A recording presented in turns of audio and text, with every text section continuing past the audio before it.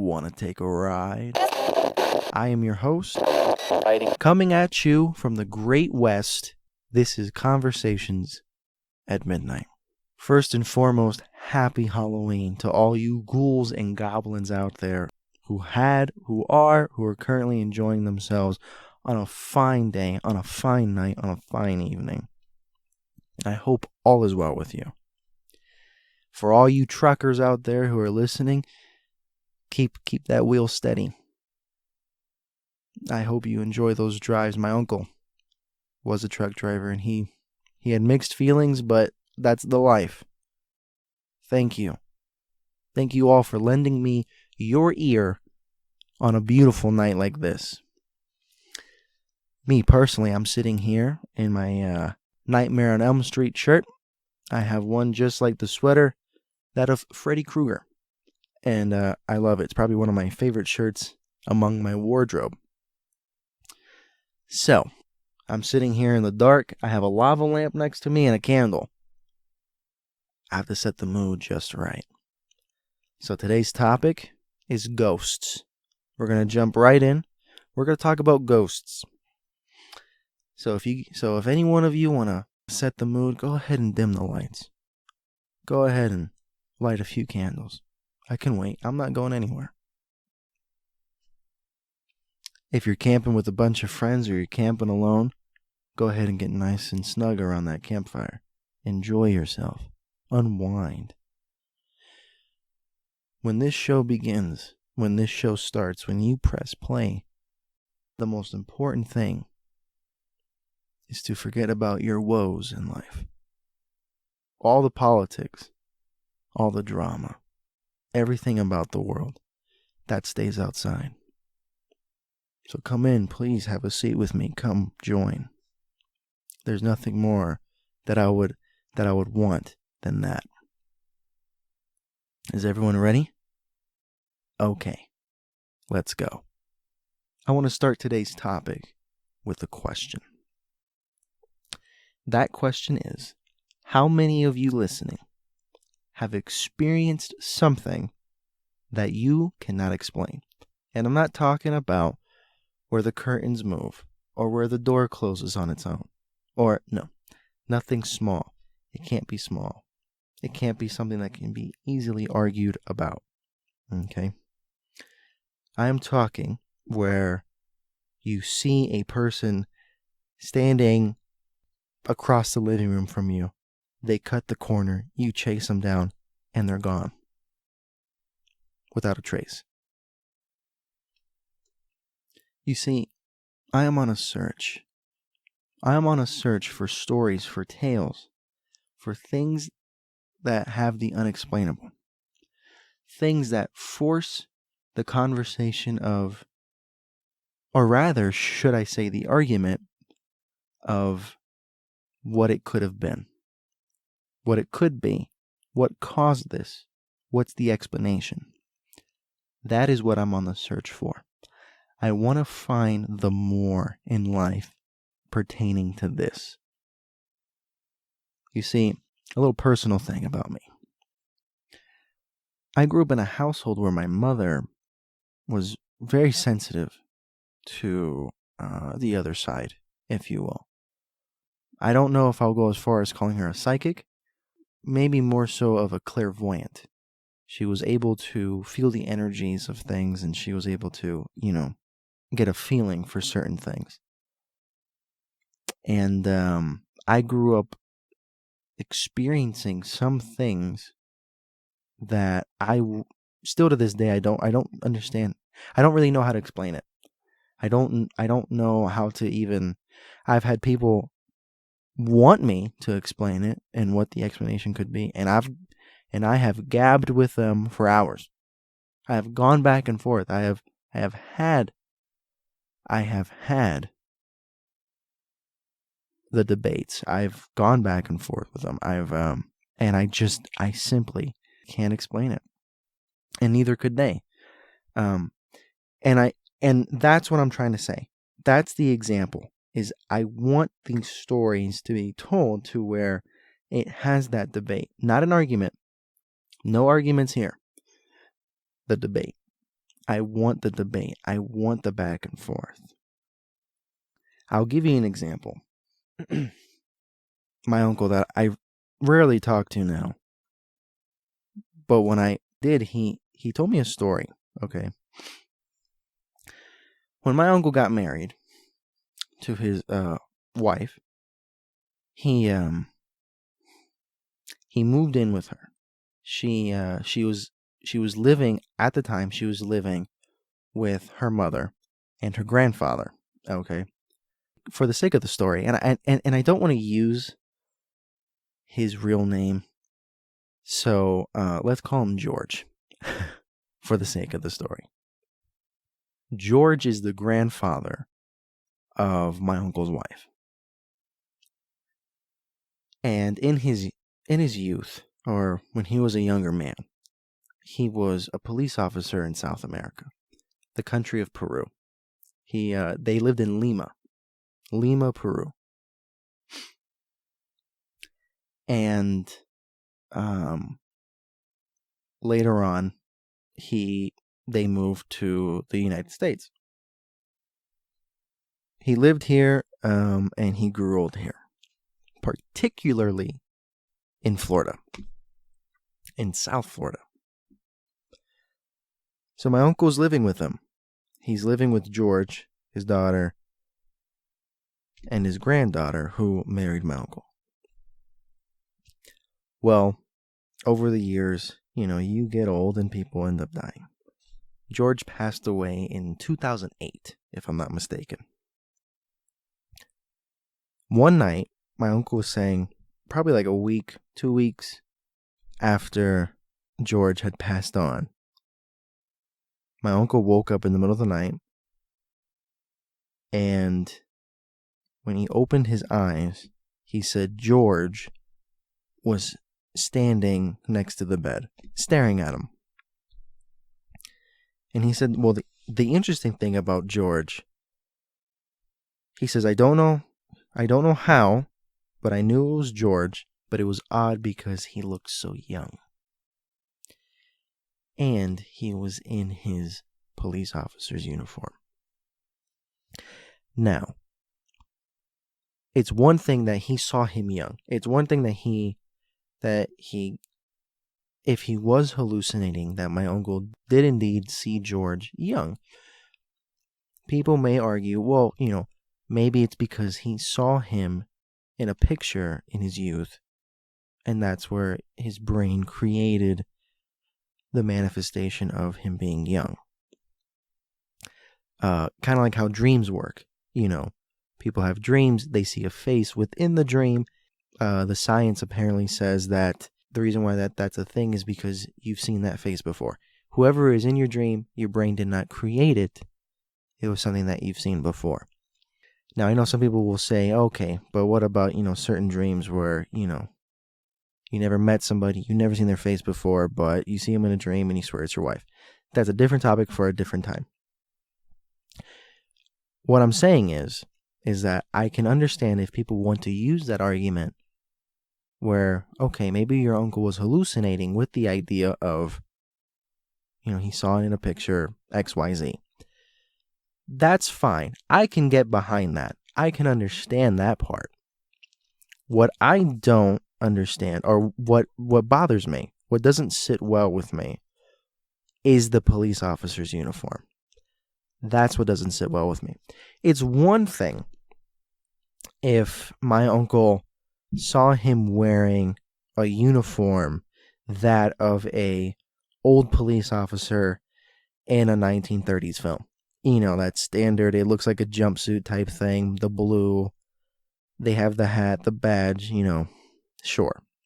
The thing is, though, is I know very well that my uncle has no knowledge of the uniforms that they wore in Lima, Peru in the 50s and 60s. That's what I don't understand. And my uncle says he was wearing the police officer's uniform because the next morning, or that morning when he woke up, his wife was awake and whatnot. He told his wife and his mother-in-law about what he had seen. His mother-in-law had said that that's his uniform. That's what he wore when he went to work. That after receiving the description my uncle has given her, she confirmed it. He wore that. That was his uniform. That is something that I struggle to understand. The pictures that I saw of him when I was over at the house during and after the funeral, I did not see one of him in his true police officer's uniform. They had a uniform for when, he got dressed up, when they had, like a party or a get-together, or, if it was like an honorable thing, sure. That's the pictures that they had. But not of him in his standard police uniform. And I still think about that. I still sit there and I still contemplate, how is that? How can you explain that? And that's the common thing with stories like this, is there's always that underlining thing that makes you really want to scratch your head. Really wants to make you think. Really makes you want to understand. And my personal belief is, for people who not all skeptics, but for most of the skeptics, I believe they are that way because they don't want to think about it. They refuse to speak about it. They don't like the idea of it. They don't like it. They don't like to think about it. And that's kind of where I understand, but at the same time, I can't just lie down and go with that thought process. I have to say no to that mentality and search. Now, if that story didn't satisfy you, let me share with you another one. This one is not of my own. It's actually a quite known attraction in Key West, Florida. If you are from Key West, I'm sure you know exactly what I'm talking about. But I grew up in Florida. I was born and raised there. I don't live there anymore, but I was born and raised there, and I've been through all of it. Through Hialeah, to Biscayne, Miami Beach, North Miami Beach, Sunny Isles, the whole shebang. Homestead. But one of my favorite places are the Florida Keys. And by the way, if anybody stops by the Florida Keys, look for the Blonde Giraffe. Amazing key lime pie. A sensational key lime pie. But, that being said, Key West itself, if anybody has been there, or if you are from there, it goes without saying, I believe that Key West is haunted. I just do. There are many things there that people talk about. There's tours, there's ghost tours, there's a lot of things there, but you can tell that Key West has a history. There's life to it. There's some sort of oomph that exists in Key West, and it's almost magical. I can't really explain it. The views itself are obviously sensational. They're beautiful. In my opinion, probably one of a kind. But the atmosphere, especially at night, there's something there that exists just right outside your field of vision. There's something there. There is an attraction there, and there is a history. There is a beautiful story, and that is Robert the Doll. Now, if anybody has not heard of Robert the Doll, well, this is the perfect time. Robert the Doll, and I'm going to make it short and sweet because I want to do an episode or a show just on him. He will be the topic. But just a general gist, Robert the Doll, there was a family, mom, dad, and a son. They lived in a beautiful home, which is that same house is actually now a historical landmark in Key West called the Artist's House. The Artist's Home? Something along those lines.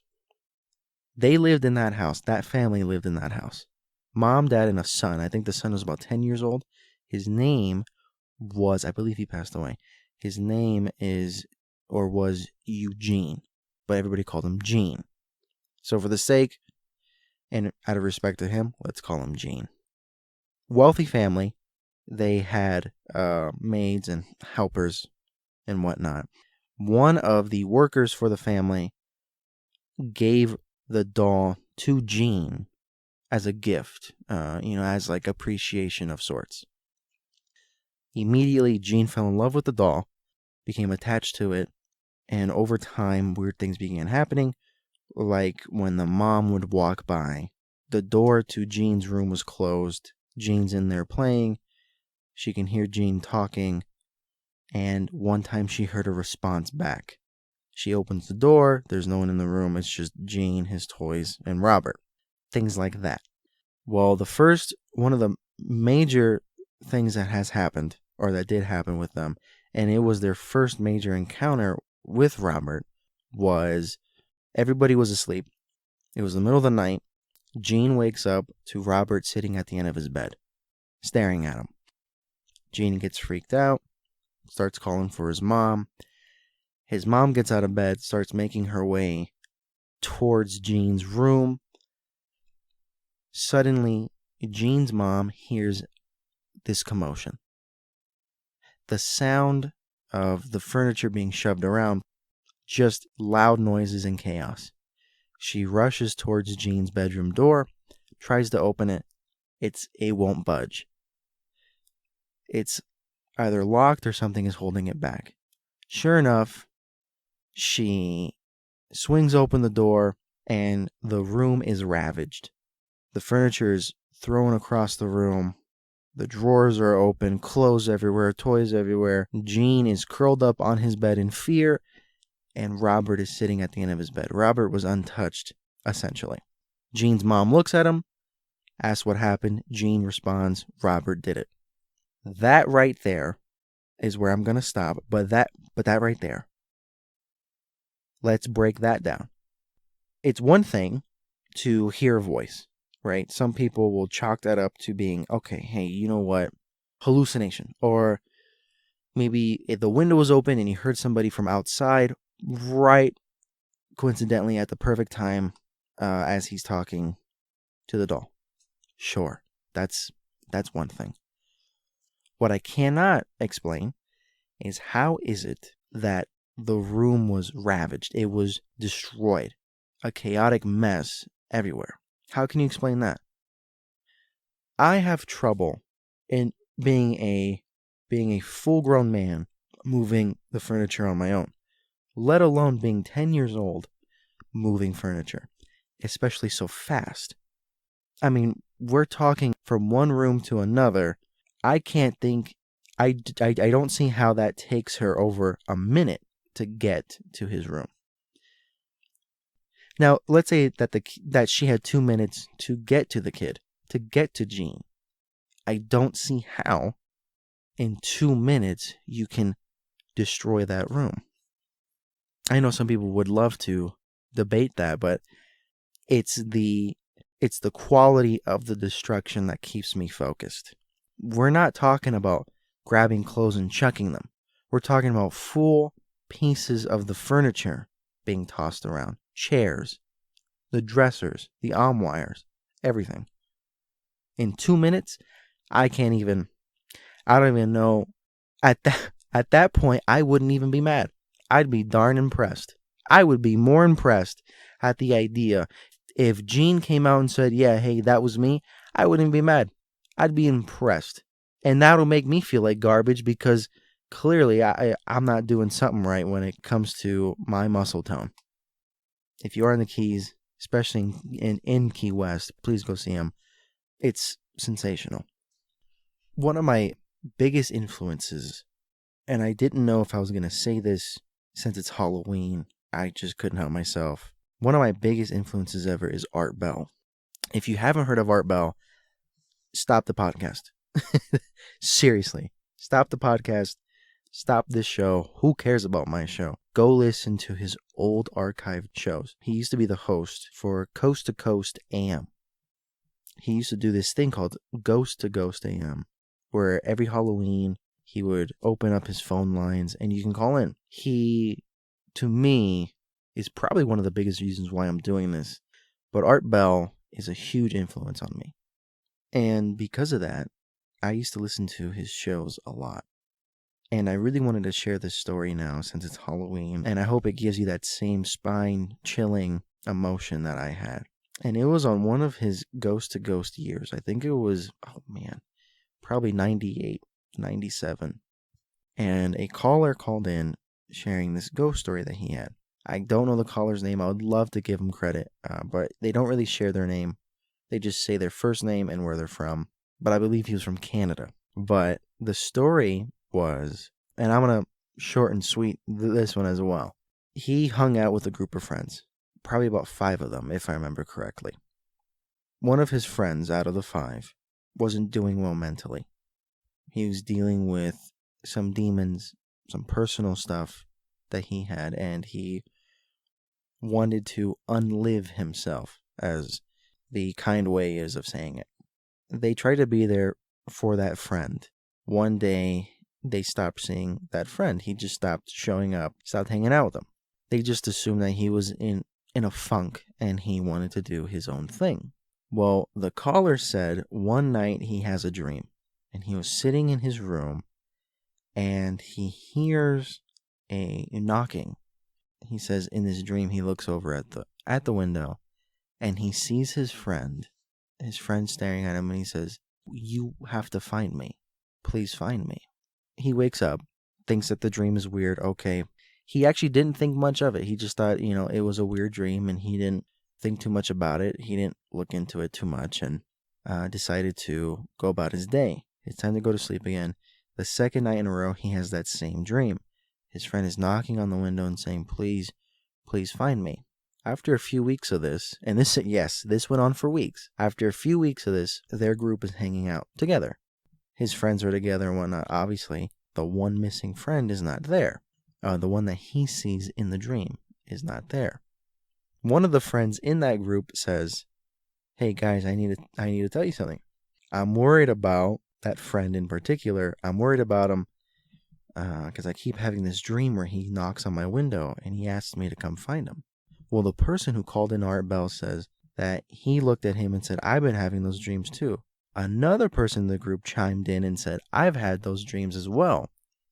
Turns out everybody in that group has been having dreams of this poor young man, and it's all the same dream. Well, he starts talking to his friend's parents. Turns out his friend is missing. They can't find him. They filled out a missing persons report, etc., etc. Months go by, and he says, "Every time I go to sleep, I have this dream where my friend knocks on my window. And as the months have gone by, he looks more and more decayed. He looks more and more rotten. He looks more and more disgusting." Eventually, the cops find his remains in the forest, and he succeeded in committing suicide. And when they found the state of his corpse, it was the same state in his dreams. When I heard that story, man, that just creeped me out, and I'm just getting chills right now. When I heard that story, that really affected me a lot. That had some sort of, that took my breath away. That gave me the goose flesh. Because that really just, I don't know how to come of that. It's one thing. Hey, okay, one person had this disturbing dream, and some people might say, "Hey, you know what? But when you have your whole group, when you have 4 individuals of different mental health, different views on life, different beliefs, different everything, but they all have the same dream, and all of them have seen him slowly decaying as the months have gone by into this grotesque person, into this grotesque corpse. And all he's doing is he's pleading with them that they can come find his body so he can be buried. I do not know how to explain that. That's something that will continue to sit with me in sincere confusion, sincere wonder. To me, that story is sensational. That story is that prime example of the more, the weird, the uncanny. I just don't understand. And I don't know the answer to that. And I really want to know the explanation. I want to know that answer. I want someone to just tell me a decent answer that can sit well with me. Because anything that I hear Well, you see, there's a such thing as mass hysteria, and no, that to me, that's not good enough. That answer is not good enough. And I don't think that we have to accept those answers. I don't think that we have to accept that. I just don't. One of the things that I will accept, though, that I've heard before, and it has also got a chance to exercise my brain, is what is called a time flash. Have any of you heard of a time flash? Because I didn't until maybe 4 or 5 years ago. A time flash is essentially when periods of time blend together. I didn't know that was a occurring thing in this world. A made-up example that I'll give, something made up, a time flash, as an example, is something like you walk around your house and you look over and you see a pioneer girl. You two look at each other, you're scared, and she's scared. She starts walking away. She walks into your wall and goes through your wall, and you don't see her again. That argument of a time flash is there because why would a spirit who knows that they have been dead for a while, well over 200 years, why would they get scared? Why would they be horrified of you? So that has been brought up in the idea of it's a time flash because from her point of view, she sees what she thinks is a ghost. But from your point of view, you see what you think is a ghost. And in reality, it's just these two timelines that have blended together where the person who is existing in that spot during the clash of times, of the time periods, see each other. If that was confusing, I'm so sorry. But that's the best way that I can explain it. And that is often brought up in the realm of the paranormal, of ghosts. I have a story involving what is a time flash. Keep in mind, I had no idea what that was. I didn't know the term for it. I didn't know what that was until 4 or 5 years ago. And if you don't mind, I would love to share this story with you. When I was younger, probably around 14, 15 years old, I had a few friends living in Miami Beach, Florida. One day I sat there and I said, hey, let's go have a sleepover. We meet up at one of our friends' house. For the sake of the story, I don't want to use his real name. Let's call him Nick. Okay? And the other one, let's call him Ethan. We go to Nick's house. Me and Ethan meet Nick at Nick's house. That's where the sleepover is being held. So for the first few hours, it was your casual sleepover. We had a meal. We had a conversation. We played video games. We talked about anything that came to our mind. Sports, girls, cars, normal teenage boy stuff, right? Around midnight or 1 a.m, we decided, hey, let's go for a walk. His mom was sleeping, so we kind of snuck out, and we went for a walk around Miami Beach. We decided, hey, let's go to the beach. Let's walk to the beach. Let's enjoy the ocean air. We make it to the beach. We walk around. We spend an hour hanging out at the beach. We start walking around Miami Beach some more. Around 2 or 3 in the morning, we decided, hey, let's head back to Nick's house. Let's just go to sleep. For those of you who have not been to Miami Beach, if you see any pictures of Florida, one of the most common things that you're going to see is South Beach, the pictures of the South Beach area. South Beach, the architecture there is from the 40s. It's these older buildings, these older looking hotels, and they just look like they're from that period. Well, a lot of people think that's just South Beach. That's not true. Miami Beach has a lot of those older buildings as well. 1940s, late 1940s, that general look. So back to the story, we start walking back. When I was younger, I always looked at my feet, and I didn't know why. I just did. I wasn't down in the dumps. I wasn't feeling sorry for myself. I wasn't depressed. I just did that. That's something that I did. I just always looked down at my feet. I never looked up. I know some people would always tell me, oh, you need to keep your chin up. It brings positive energies or anything. I just like, I don't know, I just looked down. It was just natural for me. It was something that I did. And of course, on the walk back to Nick's house, I was looking at my feet. Nick and Ethan decide, hey, let's go cut down through this street. It might get us to Nick's house faster. Me not being from the area, I agreed. The three of us go down this street. We start walking. And, we're talking about the same old stuff that we were talking about hours before. Obviously, as everyone, as you know, when you're walking in a group, when someone stops, you kind of get this understanding of where everybody's at within the group. So when one person stops, you stop, like a school of fish. When one turns, you all turn, that sort of thing. Well, Ethan stopped walking. So me and Nick stopped, and we looked over at Ethan. Ethan looks at Nick and tells Nick, hey, I don't remember this building being here. Nick looks at the building too. I look at the building. From my point of view, it was a nice building. You can tell that whoever owned it was trying to bring it back to life. They were trying to restore the building. It had new paint on it. You can tell that there was effort put in. Everything was clean about this building. When you're standing outside of the building and you look, you have this sort of like a glass room. And in this room, there was mailboxes. It had the key number to your apartment. You put in the key, you open up the box, you take out your mail, you close it, and you lock it. One of those types of mailroom type things. But the mailroom was at the entrance. It was the first door that you open was towards the mailroom. Then the door opposite of where the entrance is leads to the inside of the apartment itself, where you can go to your room and enjoy your apartment. Ethan looks over at me and says, I want to go in it.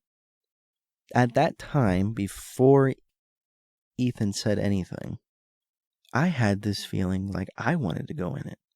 And I've never had that thought before. I never broke into any place. I never really trespassed ever. I was kind of a good kid.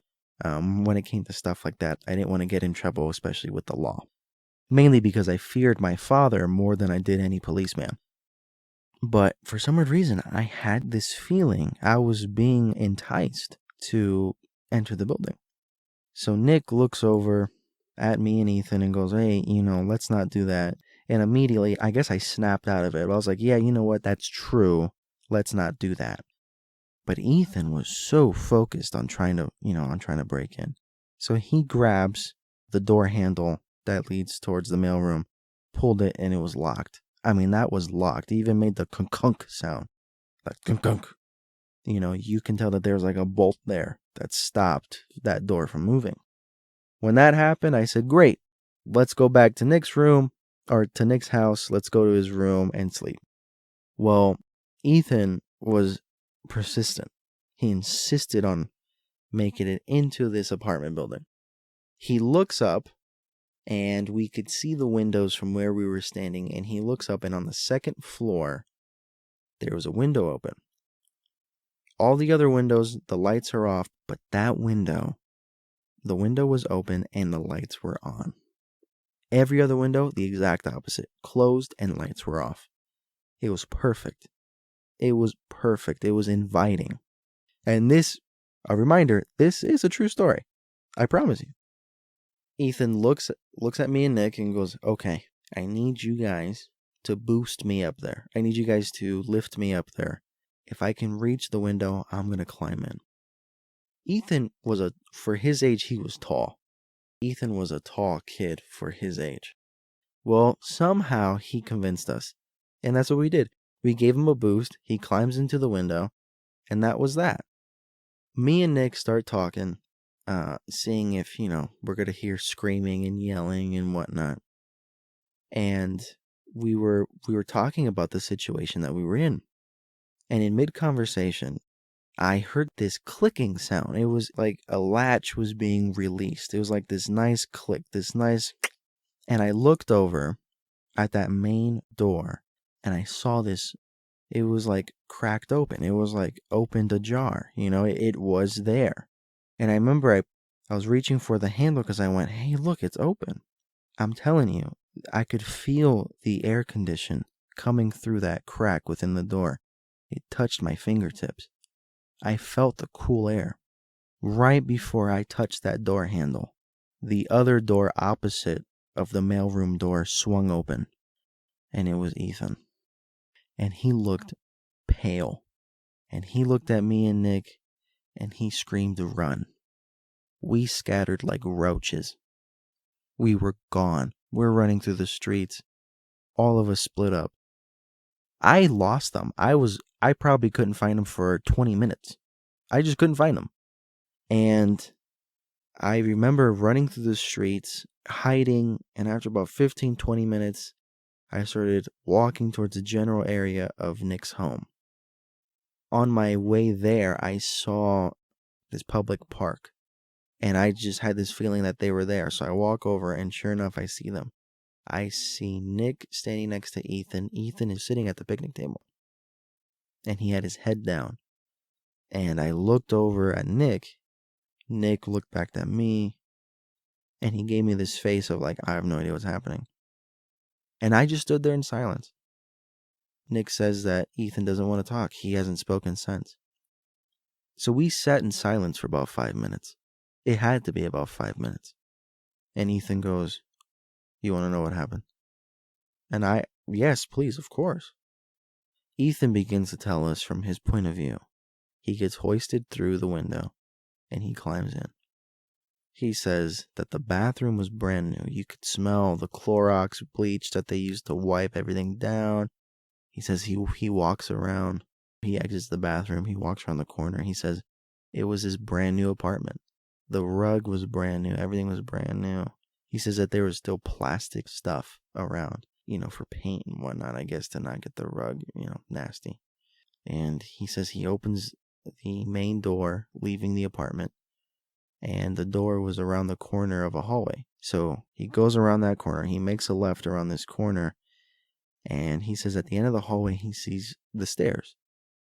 The stairs that he's assuming is the stairs that leads to the main entrance to let us in. That was the goal. He wanted us to come in with him.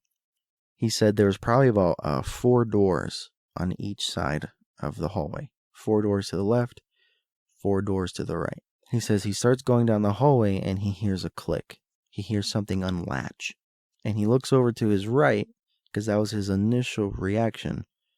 And he looked to his right and he says one of the apartment doors, like room number 3B, like that kind of door. That main door opens and he looks over and he says the light turns on in the apartment room. And he says he sees this shadow man. He says he saw a shadow person standing against the wall. And he said that this thing was huge. 7 foot tall, 8 foot tall. That was his guess. And he looks over to his left and the door's opening. And he says, and in unison, the doors open. Boom, boom, boom. And they all start to slowly open and the lights turn on.